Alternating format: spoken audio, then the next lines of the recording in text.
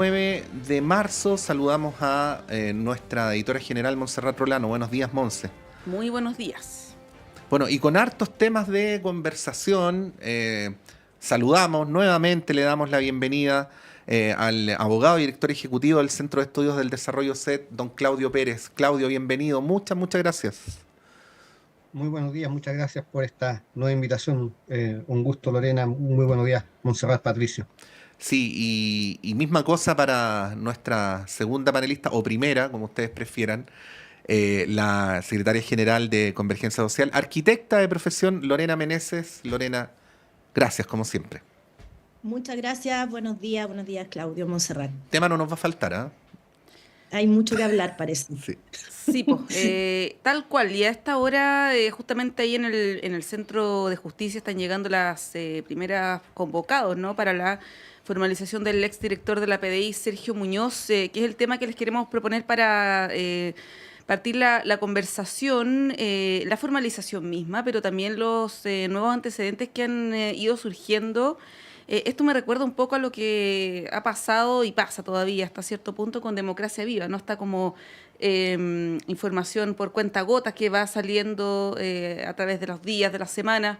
Bueno, hemos conocido ya el vínculo. Ayer hablamos del reportaje de CIPERA, que es bien contundente en términos de las nuevas informaciones, las filtraciones, ¿no? Que ha habido respecto de las conversaciones entre el exdirector de la PDI y el abogado Hermosilla en 5 causas. Ayer lo mencionábamos, pero ayer el diario La Segunda saca una nueva variante quizás de este tema, que es los destinatarios también de estos mensajes que le entregaba Sergio Muñoz a Luis Hermosilla, y uno de ellos fue el primo del expresidente Piñera, que en ese momento era exministro del Interior, por la causa Dominga, ¿no? En la cual estaba imputado el expresidente Piñera. Esto ya toma una arista política, que es lo que les queremos partir preguntando, ¿no? ¿Cómo ven esto? Porque se estrecha un poco el círculo respecto del presidente Piñera. Hay que decirlo directamente, ¿no? Lo hablábamos antes de la pausa con Pato. Luis Hermosilla es conocido por ser cercano a ese sector, era socio de Chadwick, más allá que como abogado él ejercía de manera transversal como muchos abogados, ¿no? Abogados penalistas. Pero ¿cómo lo ven, ¿no? Desde el punto de vista político, ¿cómo ven estos nuevos antecedentes que han ido surgiendo? Claudio. Mira, a mí me parece que esto es la mayor gravedad eh, para la fe pública, para la confianza en las instituciones. Se trata de delitos gravísimos, gravísimos, pero se trata de un exdirector de la PDI, eh, que es una de las 2 instituciones en nuestro país encargada del orden público, institución a la cual la Constitución le entrega el monopolio del uso de la fuerza, precisamente para los temas de seguridad pública. Se trata de una institución, además, que por muchos años había pasado en un proceso bien importante de fortalecimiento institucional, de trabajo en cuanto a imagen institucional, que a mí me parecía que lo había hecho bastante bien, ¿ah? Y yo en esto, uno pudiera decir, esto puede ser algo aislado, y uno quisiera pensar que eso es, y que estamos frente a una institución seria, responsable, y que esto es solo un caso aislado. Pero lamentablemente yo creo que uno también puede pensar que desgraciadamente esto, sumado a una serie de otros hechos que uno ha ido conociendo en el país, pudiera ser parte de más antecedentes, y podemos saber muchos más.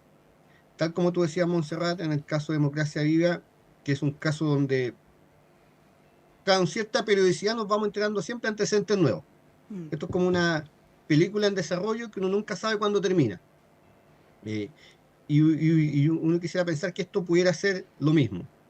los antecedentes que se han dado un número gigantesco de conversaciones que todavía no se conocen, que están precisamente en los antecedentes que se están periciando. Ahora, yo creo que de esto hay que ser bien responsable. No hay que sacar provecho político. ¿En qué sentido? Esto es tan grave para la fe pública, es tan grave para la confianza en las instituciones, en un contexto además, donde lo hemos dicho en muchos programas, existe un permanente aumento de desconfianza en las instituciones. Y además tenemos un tema de seguridad pública muy complejo en el país, que ha sido mucho más complejo en los últimos años. Por lo tanto, yo creo que no es momento, atendida la gravedad de la situación, de buscar provecho político. Pero sí es momento de hacernos cargo de una situación bastante compleja en el país. Porque resulta que aquí había un abogado, es abogado, por cierto, pero pareciera ser que el agregado no era necesariamente la capacidad de litigación cuando se le contrataba su servicio.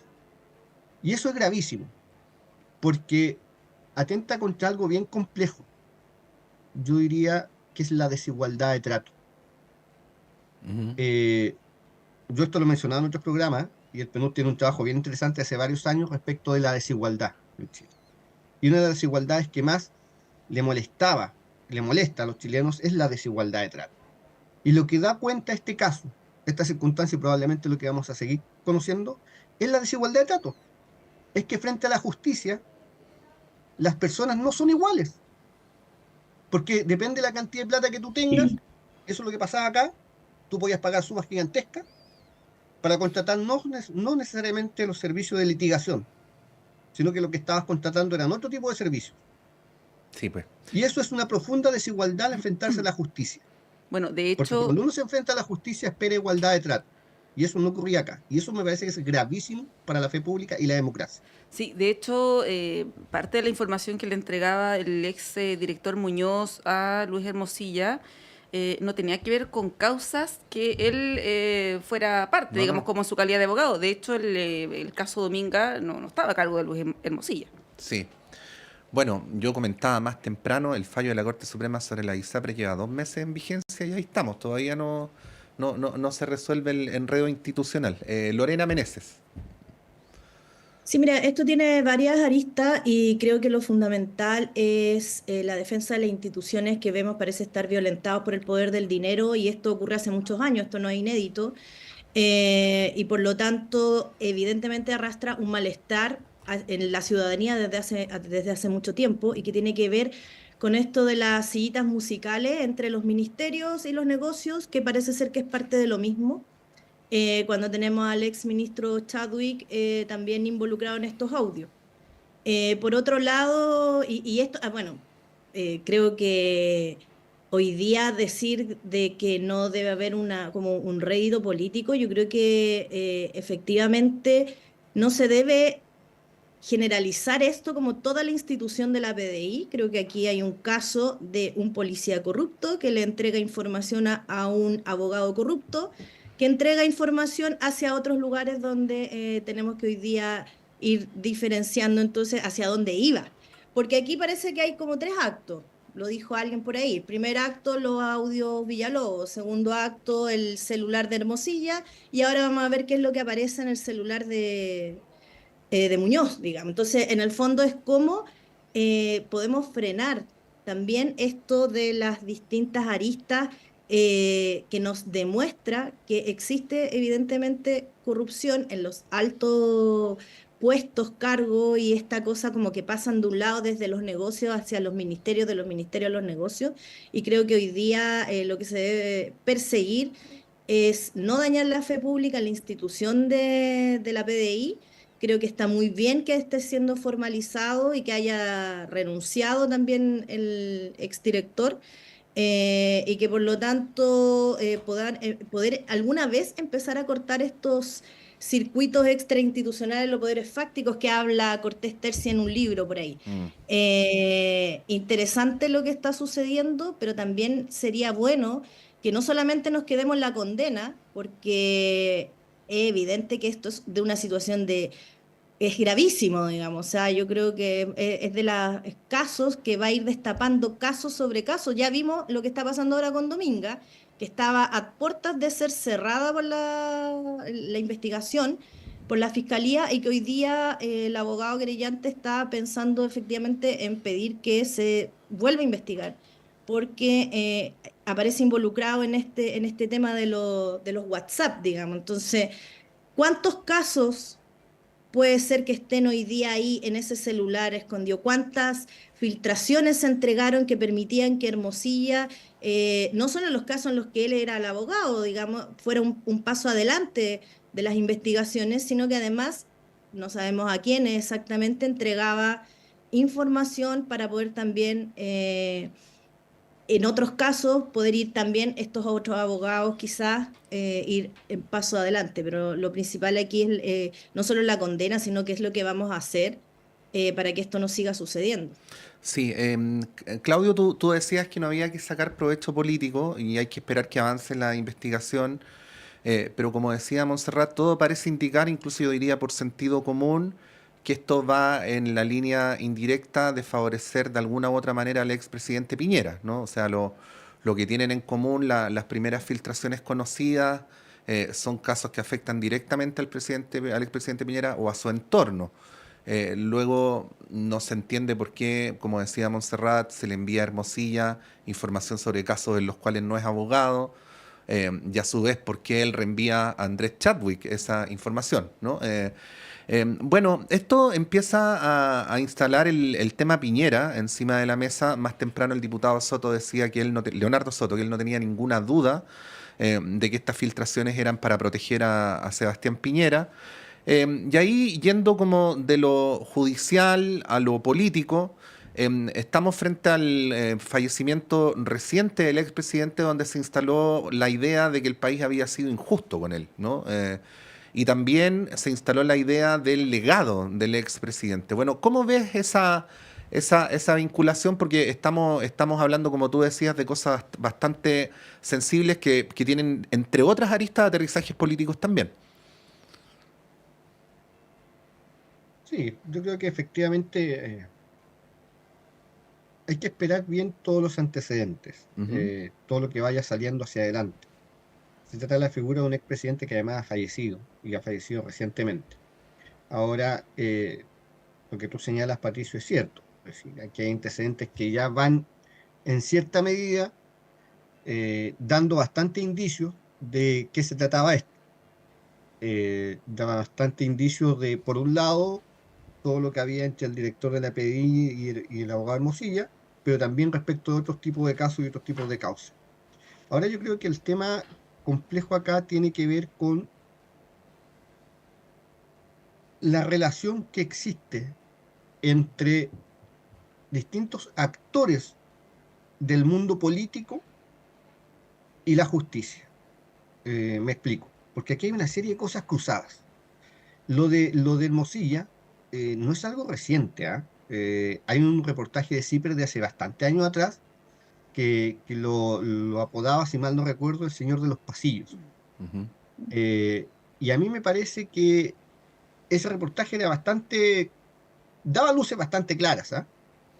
Y si no es por el segundo reportaje de CIPER respecto a las filtraciones de audio, esto no se sabe. ¿A qué quiero apuntar? Que desgraciadamente, como pasa habitualmente en realidad, los casos importantes de corrupción, desgraciadamente no son identificados a tiempo por las instituciones, por la institucionalidad, sino que se debe a serias investigaciones periodísticas, como lo que hace CIPER en este caso. Entonces, el nivel de complejidad de esto es tal que evidentemente las instituciones no logran detectar este tipo de circunstancias, este tipo de casos. Y tienen que hacer el trabajo muy bien hecho de algunos periodistas que lo hacen bien y destapan este tipo de casos. Y de ahí en adelante no sabemos lo que va a venir, porque quedan muchas aristas por saber. Ahora, en el caso de lo del presidente Piñera, yo diría que hay que mirarlo con bastante cautela, pero hay indicios bastante claros también de lo que se trataría en ese caso. Y hay que mirar bien, la historia es algo que se construye en el tiempo. Y entonces yo creo que ese legado es algo que tendrá que analizarse en el tiempo y no en el corto plazo. Entonces yo diría que todo eso queda mucha agua por pasar bajo el puente todavía sobre esto, para ir construyendo ese tipo de legados que cada sector político tendrá que ver cómo lo define y lo va identificando. Mm. Bueno, a propósito del reportaje de Cípera, en ese reportaje sale que Luis Hermosilla le escribe a Sergio Muñoz misión cumplida cuando Mm. es designado director de la PDI, lo que abre también la interrogante respecto de su designación, ¿no? ¿Quién lo Mm. eligió? ¿Con ¿Para qué qué? Mm. propósito? Exacto. Y no solamente de él, sino que para atrás también.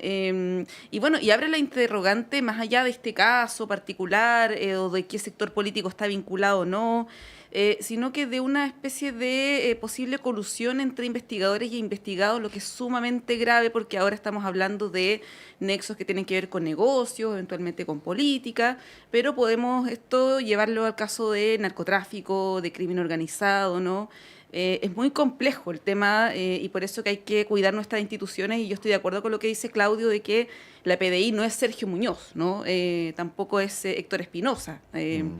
Tiene miles de funcionarios, que no son tantos porque es una institución más pequeña, que son probos, ¿no? Que tienen tienen otras características, por lo tanto no hay que meterlos al mismo saco, pero sí hay que tener ojo con este tipo de situaciones. Bueno, es algo que está en desarrollo, la formalización empieza en unos minutitos más, a partir de las 9 de la mañana ya llegó Sergio Muñoz ahí al Centro de Justicia junto a sus abogados y que vamos a estar dando cuenta también de aquello, pero los queremos llevar a un caso que es una derivada de esto, ¿no? Que es la situación del general director de Carabineros, el general Yáñez.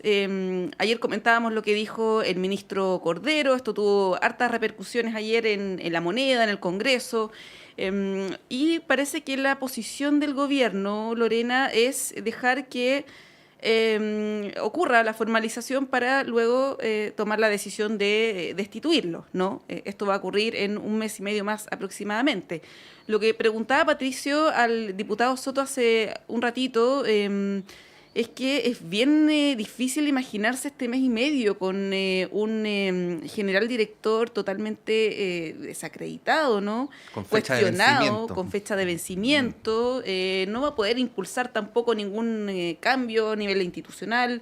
En fin, es una situación compleja y desde el oficialismo han planteado un poco en la tesis de Cordero, ¿no? De Mm. que el general debiera o renunciar o se le debiera destituir, ¿no? En el corto plazo, mucho antes de que sea formalizado. ¿Cómo analizas tú esta doctrina del gobierno, ¿no? De esperar, cuando además ha salido a través de la prensa, hoy día viene en Exante, por ejemplo, que el general Yáñez estaría preparando una serie de recursos judiciales para aplazar su formalización hasta octubre, que es el plazo donde él tiene que dejar Ya. su cargo?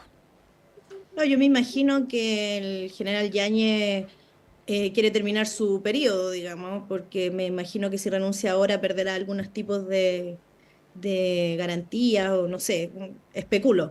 Pero mira, en lo formal yo creo que el ministro Cordero no debió pronunciarse de la forma en que lo hizo. Creo que eso corresponde evidentemente al presidente y luego también a la ministra del Interior, que son quienes en definitiva les compete este tema, digamos. Pero al margen de aquello, en lo personal, y esto es una opinión que doy desde como eh, lo que estamos evaluando respecto de lo que puede generar este daño, y en eso concuerdo, de este tiempo que pasa entre que lo formalizan y el mes y medio, digamos. Y en ese sentido creo que no le hace tan bien a la institución, creo que el general Yañez o renuncia o debería ser removido cuanto antes, porque creo que eso va a ser mejor para el país y para la propia institución policial.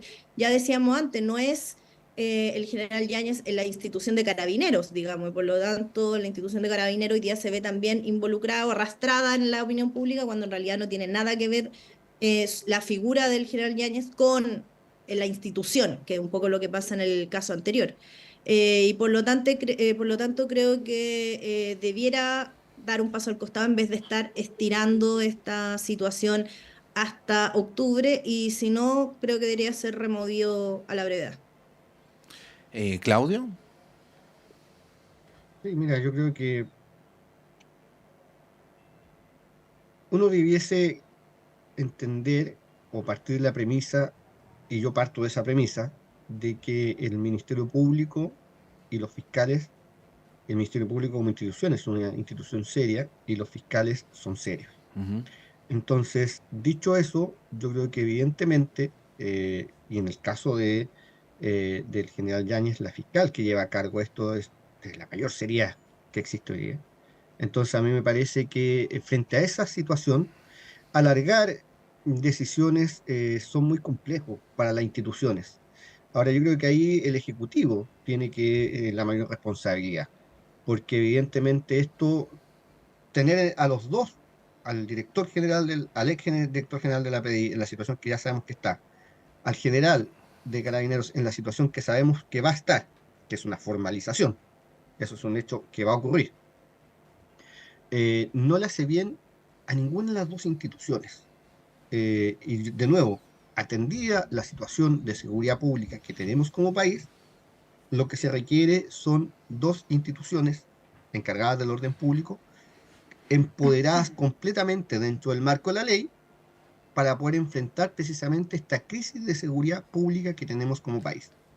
Y eso requiere de la mayor comunicación entre el Ejecutivo y estas instituciones, la mayor colaboración y, lo que es obvio, son instituciones subordinadas al poder civil. Entonces, esto requiere del mayor esfuerzo institucional para poder enfrentar la crisis de seguridad. Yo quiero solo hacer un breve paréntesis porque me parece que lo que señaló Monserrat al final de la parte anterior, que lo que hemos visto en el caso Hermosilla tiene que ver con delitos más bien económicos, en ese sentido. Pero hay que poner mucho ojo con lo que pudiera pasar o ocurrir. Lo digo que no está ocurriendo, pero pudiera ocurrir, porque así comienzan los casos de corrupción en materia de narcotráfico. Cuando el narcotráfico se nos mete en las instituciones del Estado, cuando se mete en las policías, es algo demasiado, demasiado complejo.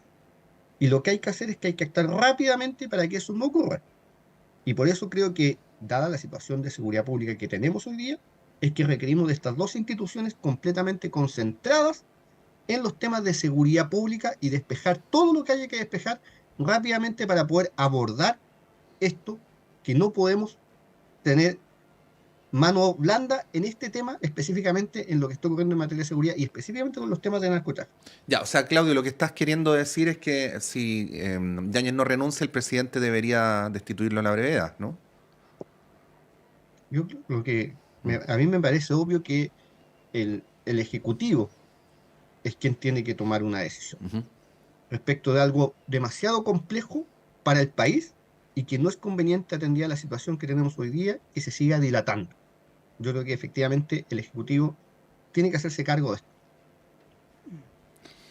Sí, es un tema que está vinculado con el otro. A Sergio Muñoz la verdad es que nadie lo defiende. No he visto ningún parlamentario ni dirigente político prestándole ropa, como se dice en buen chileno, pero el general Yáñez sí. En general la oposición ayer cerró filas con el general Yáñez, lo hizo también el Partido Demócrata, ¿no? A través de su presidenta. Ya vamos a hablar de eso a propósito de la presidencia del Senado, aludiendo a que hay diferencias en ambos casos. Ese es como el argumento, ¿no? Un argumento más bien jurídico, no tanto político, ¿no? En el caso del general Yáñez tiene que ver con una causa por omisión en las violaciones de los derechos humanos, con la responsabilidad de mando, donde probablemente él no tenga algún tipo de responsabilidad directa, y eso lo vamos a ver. Pero en este caso es muy distinto porque además que las pruebas están ahí a la vista, ¿no? Les queremos proponer darle una última repasada al caso del general Yáñez y a esta diferencia, ¿no? A la que se hace alusión entre ambas causas. Ahí, bueno, Claudio quizás como abogado lo podrá explicar mejor. Vamos a una breve pausa y volvemos en unos minutos.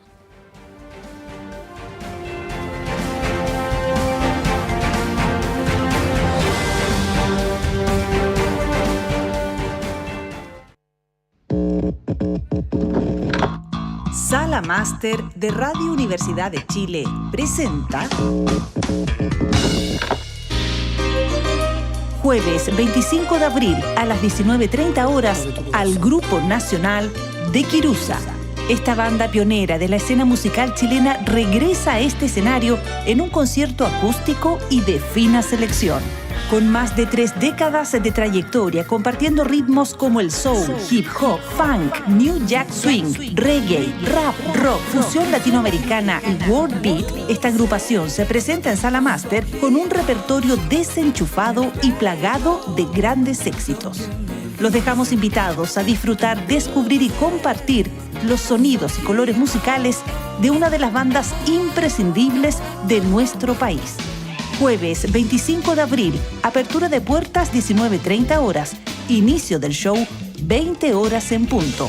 Entradas disponibles en Portal Disc y más información en nuestro Instagram @salamastercl.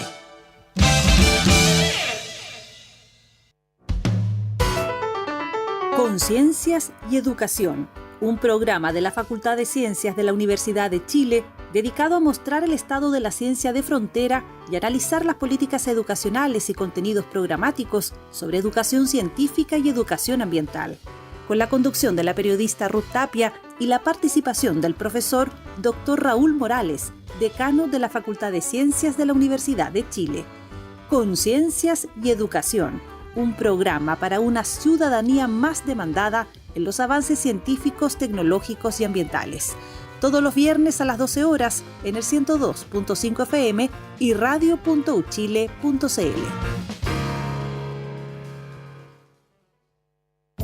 Hola, soy el periodista y locutor Luis Hernán Schwaner y quiero invitarles a compartir cada viernes a través de Radio Universidad de Chile el Último Café. El Último Café, cada viernes a las 22 horas en Radio Universidad de Chile, 102.5 FM y en nuestra señal online en www.radio.uchile.cl. Recuerde, El Último Café, cada viernes a las 22 horas en la radio que piensa. Usted está invitadísimo a compartir con nosotros El Último Café.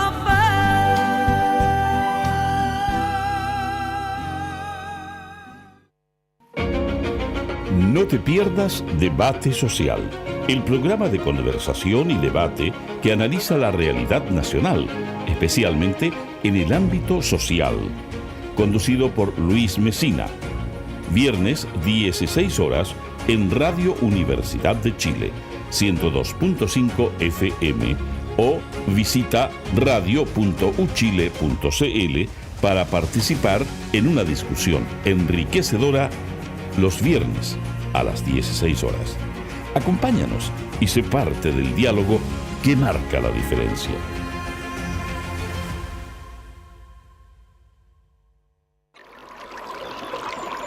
Aguas Trayén o Cascada en Mapudungún es la mejor agua purificada con tecnología de última generación. Para más información, visite su página web www.aguastrayen.com.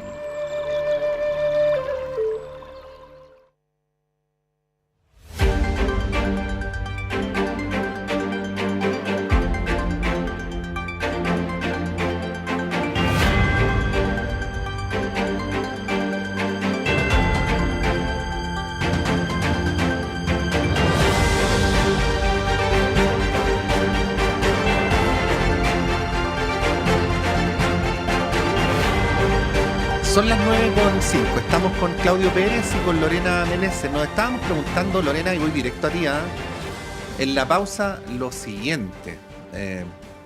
¿Qué tanto espera el presidente? ¿Por qué espera tanto para pedirle la renuncia a Yáñez? Estábamos hablando con Montserrat. Está muy cuestionado desde el propio sector del presidente. No ha colaborado con la justicia en las investigaciones. Si en algún momento se le sostuvo porque destituirlo implicaba como dar una señal de falta de respaldo a Carabineros, ahora todo es como muy obvio. Y nos acordábamos también que, por ejemplo, en el caso de Bruno Villalobos, cuando el presidente Piñera asume, iba general Villalobos, cuestionado por corrupción y por el caso Huracán, a presentarle su respeto al presidente. El presidente no le dio la mano. Y lo primero que hizo, 12 de marzo, día siguiente de que asumió, lo destituye. Y luego destituyó al siguiente. Pero el presidente Boric ahí como con Yáñez, una cosa que visto desde afuera es difícil de explicar. Como tú eres secretaria general del partido del presidente de la República, te lo pregunto directamente. ¿Por qué el presidente no destituye a Yáñez? O sea, sería como lo más obvio, visto desde afuera, que lo hiciera, ¿no? En las labores presidenciales el partido no influye en las decisiones del presidente, debo decirlo así como No, lo de sé. entrada, digamos. Una cosa es que sea militante nuestro y otra cosa es que él tome decisiones porque nosotros le decimos y no tiene nada que ver una cosa con la otra. Ahora, obviamente yo creo que es efectivo que inicialmente el tema de la destitución, y ahí voy un poco para contestar a la pregunta, pero también un poco en lo que decía Montserrat en el cierre del primer bloque, es que se ha tratado de decir que el tema de Yáñez versus Hermosilla Muñoz, tiene que ver con que un tema jurídico que los diferencia. Pero yo al revés creo que es profundamente político. Creo que si el general Yáñez ha sido defendido ha sido porque se ha tratado de instalar de que esto es parte de un ataque de, comillas, el octubrismo contra Carabineros y por lo tanto creo que en ese sentido el gobierno necesita dar un respaldo a la institución Carabineros y por lo tanto inicialmente no se destituye al general Yáñez porque, insisto, se le ha tratado de dar un cariz político la omisión o la falta que haya habido durante el estallido respecto de la violación a los derechos humanos, cuestiones que fueron bien confirmadas, digamos. Por lo tanto, y ahora, en este momento, creo que es efectivo que hay una crisis en el tema de delincuencia. Lo hemos conversado en muchos lugares, en muchos paneles, hay un diagnóstico en común y que por lo tanto cuando tú tienes una cabeza que está en medio de un proceso, es bien complejo poder desde el Ejecutivo poder llegar y sacarlo respecto de cómo se va a enfrentar entonces o qué señales tú le vas a dar a la ciudadanía de que esté, comillas, segura, digamos, o sea, que hay una cabeza que está dirigiendo el tema de orden público. Ahora, yo creo que dado los antecedentes, ya no queda mucho tiempo, digamos, o sea, ya no es, debiera procederse a la destitución. Creo que es mejor hoy día porque ensuciar la institución de Carabineros con el caso Yáñez y mezclarlo, creo que es más grave todavía para la sensación de seguridad o para el orden público que requiere la ciudadanía y que lo está reclamando en todas partes. Claudio. Sí, bueno, yo creo que efectivamente cuando decisiones importantes se dilatan por mucho tiempo, una vez tomadas tienden a no ser eficientes, para decirlo en esos términos. Esperar mucho para una decisión compleja puede terminar siendo al momento de tomarla totalmente inocua. Y yo creo que ese error no se puede cometer porque, de nuevo, mi preocupación acá tiene que ver con los temas de seguridad pública, con lo que está ocurriendo en el país, con los graves riesgos que estamos teniendo hoy día. Me parece que hay que fortalecer las instituciones policiales. Hay que fortalecerlas en el marco de la ley, por cierto. Y fortalecerlas y modernizarlas en todos los aspectos que sean necesarios. Yo quiero traer a colación que desde hace muchos años se habla de la gran reforma a las policías. Y resulta que cada vez la coyuntura y la agenda de coyuntura se va comiendo esa gran reforma. Yo creo que es momento y tiempo de conversar sobre esa gran reforma, sobre la modernización de nuestras policías, y eso trae, por cierto, el fortalecimiento de las instituciones policiales para cumplir el rol constitucional que tienen, que es resguardar el orden público. Entonces yo creo que eso es urgente, completamente urgente. Y cualquier decisión que entorpezca ese proceso y que demore, le hace daño a las instituciones, pero también se lo hace al país. Bueno, los queremos llevar a otro tema totalmente distinto, que es lo que va a pasar hoy en la tarde en la Cámara Alta, en el Senado, en una elección de presidente o presidenta del Senado, que es bien incierta hasta ahora incluso. Se habla que se podría romper el acuerdo que permitiría que el próximo encargado, ¿no?, de encabezar la testera fuera del PPD. Eso todavía está ahí entredicho porque tiene que ver con la presidencia de las comisiones. Una de las comisiones es la Comisión de Hacienda, que le correspondía a la senadora Jimena Rincón, ¿no? Pero eso era cuando ella era demócrata cristiana. Ahora ella pertenece a un partido de oposición que cada vez está más alineado con la derecha. Esto creo que es una descripción, no es un juicio ni una crítica. Ella reclama ese cupo como propio, ¿no? Que le correspondía, porque eso es lo que señalaba el acuerdo. Bueno, lo que ocurrió fue que el senador Lagos Weber, presidente hasta ayer de esa comisión, renunció, pero con fecha 20 de marzo. Por lo tanto, hoy se va a tomar esa decisión sin que eso esté supeditado a la presidencia del Senado. Es algo que está totalmente incierto, pero que abre interrogantes que hemos planteado también los últimos días acá sobre el respeto por los acuerdos, ¿no? Sobre los acuerdos que tienen que ver con ciertos partidos políticos que luego se cambian de sector, ¿no? ¿Qué es lo que va a pasar también en la Cámara de Diputados probablemente? ¿Cómo ven lo que está pasando ahí en el Senado, que es distinto a lo que ocurre en la Cámara de Diputados, que va a pasar en algunas semanas más? Pero por lo pronto, en el caso del Senado, ¿cómo ven ahí esas negociaciones y lo que puede ocurrir hoy en la tarde? Lorena. Sí, bueno, cuando hay un gobierno que no tiene mayoría en el Parlamento, es evidente que lo que sucede allá es muy relevante, digamos, y bueno, y ustedes saben, nuestro sector tiene un senador, así que en el fondo como que un poco miramos lo que sucede. Pero es evidente que no da lo mismo quien vaya a dirigir ni la presidencia del Senado, ni tampoco la Comisión de Hacienda, porque lo que necesitamos hoy día en la Comisión de Hacienda es alguien que esté a la altura de lo que Chile necesita, y que eso significa abrir diálogo, y en lo concreto la senadora Rincón no ha sido especialmente dada a ese diálogo respecto, evidentemente, sobre todo el tema de pensiones. Ahora, ahí también surge entonces una derivada, que es como el sistema político, porque en definitiva se llegan a estos acuerdos, pero se llegan a estos acuerdos en términos de lo que representa cada uno de los partidos, y se llegan los acuerdos entre partidos, en el fondo. Cuando en este caso no es que el partido se haya desplazado, sino que la persona es la que sale del partido y adscribe otros principios diferentes. Por lo tanto, no, yo creo que los acuerdos, más que entre personas, es entre partidos en este caso, y por lo tanto debiera ahí la senadora Rincón dar un paso al costado y que esto sea resuelto desde la democracia cristiana, que era quien tenía el cupo. Eso por un lado, y por lo otro es que en el tema de la presidencia todavía el PP, entiendo, no ha resuelto, y yo creo que eso también tiene harta relevancia en lo que vaya a pasar. Ojalá se resuelva, y insisto, creo que los acuerdos también deben ir más allá de la persona en particular, sino que tiene que ver con los principios que se adscriben cuando tú eres militante de un partido político. O sea, no es lo mismo si yo eventualmente saliera electa en algún cargo con los principios de convergencia social o del Frente Amplio, si después, durante el ejercicio del cargo, renuncio y me voy a adscribir los principios de la UDI. Me imagino que es bien distinto.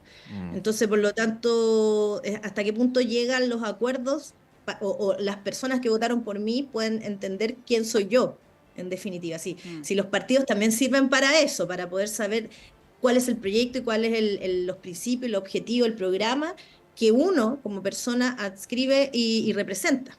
Sí. Bueno, esto tiene varias aristas. Por un lado, Claudio, el PPD, que no tiene una bancada de senadores tan chica, pero que tampoco es tan grande, que no pueda ponerse de acuerdo en un nombre, ¿no? Y que eso de alguna manera tenga en vilo a toda la Cámara, ¿no? Y por el otro lado, el dilema sobre la presidencia de la Comisión de Hacienda no es tan sencillo, porque uno podría decir, por un lado, bueno, si Jimena Rincón y Matías Walker renunciaron, entonces no les debería corresponder la presidencia. pero por el otro lado el acuerdo depende de tener una cantidad de votos, ¿no? Y eso a su vez nos lleva a otro dilema que hay dentro del gobierno respecto a cómo tratar a los senadores Rincón y Walker, que por un lado no están cada vez más lejanos del gobierno, pero por el otro lado a la hora de contar, sin esos dos votos es difícil hacer aprobar cualquier proyecto de ley relevante para el gobierno. Entonces, el gobierno ahí, al menos en el caso de esos dos senadores, está un poquito entre la espada y la pared, ¿no? Bueno, ¿cómo ves todo esto? Porque no es nada sencillo de resolver, la verdad. Nada más complejo que la política, diría Sí. yo, que supone precisamente intereses, pasiones. Yo diría que, a ver, para separar, lo del PPD es quien va, el acuerdo es que el PPD tenga la presidencia y que no se ponga de acuerdo el PPD, a mí me parece que es bien complejo. Ahora, el PPD tendrá que ver cómo lo resuelve, pero lo mínimo que uno esperaría de un partido serio como es el PPD es que tenga la capacidad de nuevo, en este momento político complejo, de resolver rápidamente esto. Y que uno que no estemos todos los días sabiendo qué está pasando, porque ahora no vamos a entrar en detalles, pero uno nunca sabe lo que hay detrás de cada uno de los apoyos, no apoyo, pero uno esperaría que se resuelva rápido. Sí, El para PPD tiene muy explicarlo, buenos nombres. sí, para explicarlo bien brevemente, porque a veces nos retan porque dicen que damos por supuesto que todo el mundo sabe cuáles son las situaciones. Bueno, a ver, bien cortito. El PPD tiene la bancada, no exactamente el PPD, pero la bancada tiene 6 senadores, ¿no? Y hay 2 candidatos. Uno es Pedro Araya, que recordemos que viene de la Democracia Cristiana, pero milita en el PPD desde hace algún tiempo, y la senadora Jimena Órdenes, que es independiente. Entonces, ¿qué es lo que ocurre? Que de los 4 senadores restantes, hay 2 que son Jorge Soria y Loreto Carvajal, que apoyan a Araya. Mientras Ricardo Lagos Weber y Jaime Quintana apoyan a Órdenes. Y ahí están empatados, sí. trancados. Y no. De hecho han deslizado la posibilidad de resolverlo por sorteo, lo cual ya a esta altura sería. En fin. Ya, Simon. Claudio, disculpa, te devuelvo la palabra. Sí. No, ningún problema. Pero bueno, yo creo que tú has explicado la complejidad de esto. Mm. Ahora, más allá de eso, a mí me parece que 6 personas, 6 senadores, tienen que ponerse de acuerdo simplemente. O sea, yo no diría más que, para no meterme en la dinámica de ellos, pero tienen que resolver este tema rápidamente, porque no es sano para lo que está ocurriendo. Y respecto a lo otro, yo siempre he sido partidario, y ustedes lo saben, del fortalecimiento de los partidos políticos. Yo siempre abogo por fortalecer los partidos políticos como instituciones. Y a mí me parece que los acuerdos que ocurren en el Congreso Nacional son acuerdos de partidos políticos. Y deben ser acuerdos de partidos políticos, no de personas. Entonces, me parece que en esa dinámica, quienes forman parte de partidos políticos debieran entenderlo. Debieran entender que para fortalecer la política, uno debe respetar los acuerdos de los partidos políticos. Y si uno durante el camino toma decisiones complejas, tiene que hacerse cargo de esas decisiones complejas. Y eso significa tomar decisiones complejas. Claro, O lo diría sí. de otra forma, eso de verdad es tomar decisiones complejas.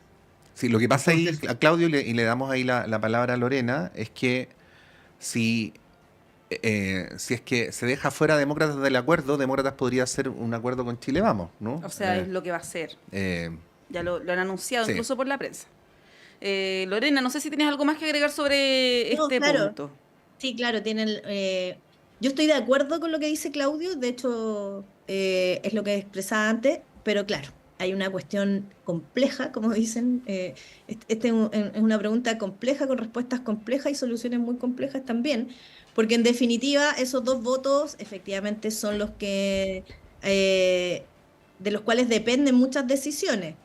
Y a eso iba en la primera intervención, con que lo que se necesita hoy día es que quien esté ahí, independiente sea la senadora Rincón o sea otra persona, esté a la altura de los diálogos y de que en el fondo se logre por fin avanzar en las reformas que se necesitan y que pasan por la Comisión de Hacienda del Senado, como la reforma de pensiones.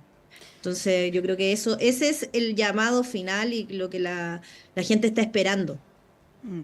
Bueno, los queremos llevar en estos minutitos que nos quedan a otro tema que aparentemente es económico, técnico, pero que en realidad es más bien político, ¿no? Que es la situación económica del país. Ha habido diferencias de opinión entre gobierno y oposición. Ayer hubo un pronunciamiento del Banco Central respecto del crecimiento, ¿no? Del año 2023, donde crecimos muy poquito, pero que fue algo que el gobierno finalmente celebró porque había quienes planteaban que eso no iba a ocurrir. Bueno, esto tiene que ver con una crítica al manejo económico del gobierno que ha sido sostenida. La semana pasada, por ejemplo, hubo algunas columnas de algunos economistas contrarios al gobierno, de oposición, a raíz también de los 2 años de esta administración. Voy a citar lo que, por ejemplo, planteaba el economista Klaus Schmidt-Hebel, porque ayer el ministro Marcel le responde a él, quien comparó la semana pasada la economía de este gobierno, de esta administración, con la del presidente Allende. Y no solamente eso, él es un economista, y aquí voy a dar mi apreciación personal, que tiene posiciones bastante extremas, la verdad. Y pese a eso, es uno de los economistas más citados por los medios de comunicación o por algunos medios de comunicación. Bueno, la semana pasada él planteó en un seminario, ¿no? Y voy a citar textual, que la expansión económica del segundo gobierno de Sebastián Piñera se produjo, que después de la expansión del presidente Piñera se produjo una paralización. La alianza de terroristas, narcos, Frente Amplio y Partido Comunista y delincuentes que quemaron, asaltaron y le robaron a medio Chile a partir de octubre de 2019, más el COVID a partir de marzo de 2020, pararon al país, ¿no? Haciendo alusión también a quienes habitan el Palacio de la Moneda. Por eso hablo de que tiene posiciones que son bastante extremas. A él le respondió ayer el ministro Marcel, mofándose un poco, ¿no?, de sus predicciones. Bueno, más allá de las caricaturas, hay una diferencia de apreciación respecto del manejo económico de este gobierno que tiene una connotación política, insisto, ¿no? Claudio, no sé si tienes alguna posición, mirada respecto de este tema. Sí, bueno, a ver, yo creo que evidentemente, hoy día voy a partir de otro punto. Estamos en la segunda mitad del gobierno. Este ya es un año electoral. Ya comienzan las candidaturas presidenciales. Entonces, de nuevo, y lo mismo que hemos dicho en otros programas, que hemos estado conversando, la dinámica que se produce de ahora en adelante es muy distinta a la que tuvimos los 2 años anteriores. Entonces, todo va a estar marcado por un periodo electoral. Y eso incluye también a las cifras económicas, a los resultados económicos. Y bueno, los economistas, yo no lo soy, así que no es mi área, pero sí puedo decir que al igual como en el mundo de los derechos, en el mundo del derecho, perdón, opiniones para interpretar una situación, hay muchas. Y siempre las van a haber. Entonces vamos a estar sometidos a estas interpretaciones de si efectivamente estamos creciendo, no estamos creciendo, salimos de la senda de dejar de crecer y ahora vamos a comenzar a crecer. Vamos a estar en esa discusión de forma permanente. Ahora, a mí me parece que lo relevante en esta situación es que efectivamente miremos en el largo plazo los resultados que se están teniendo en términos económicos. Un mes pueden ser positivos, un mes negativos, y un mes un grupo de economistas va a decir que no está yendo bien y el otro va a decir que no está yendo mal, y al mes siguiente va a ser al inverso. A mí me parece que esto hay que mirarlo muy en el largo plazo, porque efectivamente el desarrollo del país requiere de ciertos consensos en materia económica. No es objeto de esta pregunta, pero también requiere otro tipo de consensos, como los temas tributarios, por ejemplo. Sí. Pero el crecimiento económico, o dicho de otra forma, y a mí yo prefiero usar el término desarrollo económico, supone una mirada de largo plazo en cuanto a la situación económica del país. Ahora, todo lo que contribuye a lograr mejores cifras de desarrollo económico es positivo. Ahora, de nuevo, estamos en años electorales. Entonces yo creo que efectivamente vamos a estar sometidos a esta dinámica de interpretación de los datos todos los meses. Y no es nada nuevo de lo que ha pasado en gobiernos anteriores. Lorena. Sí, bueno, yo tampoco soy economista, Y la verdad es que, claro, se trata de llevar una discusión política respecto de esto. Es muy evidente que primero hacer un comentario de las afirmaciones que hace el economista en no El sé, análisis creo que económico de Schmidt-Hegel, dices tú. más que nada las afirmaciones que hace, que pone el Frente Amplio al mismo nivel de los delincuentes, narcotraficantes, o sea, realmente creo que no solamente exagera, sino que raya en la locura política, diría yo. Entonces ya eso a mí me hace dudar de que sus opiniones económicas sean tan objetivas y que no estén teñidas de una posición política efectivamente, y por lo tanto, y tampoco me extraña que sea una persona que esté constantemente citada en ciertos medios. Porque es lo mismo, es tratar de también impulsar esta idea de que estamos en una economía en retroceso, en una economía que se cae a pedazos, porque los augurios que se hicieron cuando asume el presidente Boric, de que íbamos a entrar prácticamente en recesión, que no íbamos a crecer nada, y como digo, que el país se caía a pedazos en lo económico, no se ha ido dando, y tal como decía el ministro Marcel, en definitiva, esta equilibrio económico, en vez de conseguirse el 2027, como decía este economista que no me sé bien el apellido, debo reconocer. Sí. Schmidt-Hebel, ya. Sucede ahora en 2024. Ahora, coincido también en que es efectivo que estamos en años electorales, el próximo año ya es presidencial, entonces es muy probable que esto esté en permanente vitrina. Yo creo que lo que importa es lo que uno puede ver en la calle. Es evidente que el precio de la vida está más alto de lo que era antes y que se ha estado logrando estabilizar después de cómo venía esta detención de la económica que se produce producto de la pandemia y todas las crisis que se tuvieron que enfrentar. Yo creo que uno de los avances que ha tenido este gobierno ha sido precisamente estabilizar, y ha tenido la gracia de poder seguir adelante y empezar a mirar en positivo lo que se viene, digamos. O sea, yo creo que eso es como empezar a buscar ya la cifra más, menos, si en tal trimestre versus el otro trimestre, esta cosa como tan específica. Yo creo que en verdad a la gente lo que le importa es que empiece a estabilizarse, que los sueldos logren llegar las personas a fin de mes, que no haya especulación económica, etcétera. Entonces, en verdad creo que las opiniones que se dan es muy evidente que están muy teñidas de lo ideológico, y creo que en eso tampoco le hace tan bien al país ni a la ciudadanía estar generando esta sensación de que se cae todo a pedazos.